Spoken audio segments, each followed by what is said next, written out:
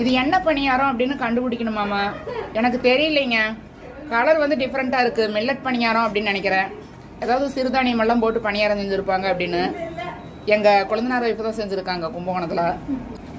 தோசை என்னன்னு பாக்கலாங்களா? தோசையும் சிறுதானிய தோசை மாதிரி இருக்கு. அவங்க கிட்ட கேட்டாதான் தெரியும். ஒரு ட்விஸ்ட் வச்சிருக்காங்க, பாப்போம். மாப்பிள சம்பா தோசை.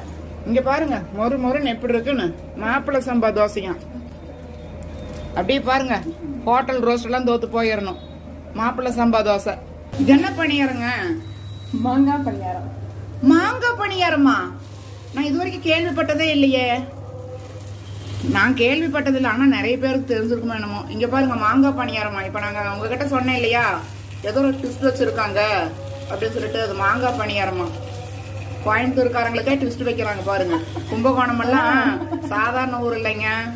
அக்கா தினமுறை செய்யறவங்க யார் தெரியுமா? எங்க குழந்தைனார் வைஃப் பாருங்க. சூப்பரா எல்லாம் சமைப்பாங்க, ஆனா எதுவுமே தெரியாத மாதிரி இருப்பாங்க. தெரியுமா? இவங்க அவ்வளவு அழகா பாட்டு பாடுவாங்க, எல்லாம் தெரியும் உங்களுக்கு. Super super. இது பாருங்க, இந்த பக்கம் வந்து தோசை ஊத்திட்டு இருக்காங்க, அந்த பக்கம் பணியாரம் செஞ்சுட்டு இருக்காங்க. ரெண்டு வேலையும் ஒரே நேரத்துல பண்ணிட்டு இருக்காங்க பாருங்க. எவ்வளவு டேலண்ட். உங்ககிட்ட சொல்லியிருந்தேன் என்ன தோசைன்னு தெரியல அப்படின்னு. தோசை மட்டும் இனி எனக்கு என்ன தோசைன்னு கண்டுபிடிக்க தெரியலீங்க. ஆனா சூப்பர் சொன்னேன். மாப்பிள சம்பா தோசை செம சூப்பரா இருக்கு. அதே மாதிரி பணியாரம் வேற லெவல் டேஸ்ட்டுங்க. கண்டிப்பா நானும் இந்த மாதிரி ட்ரை பண்ண போறேன். உங்களுக்கு செஞ்சு காமிக்க போறேன்.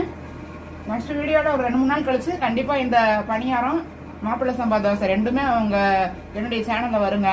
தேங்க்யூ.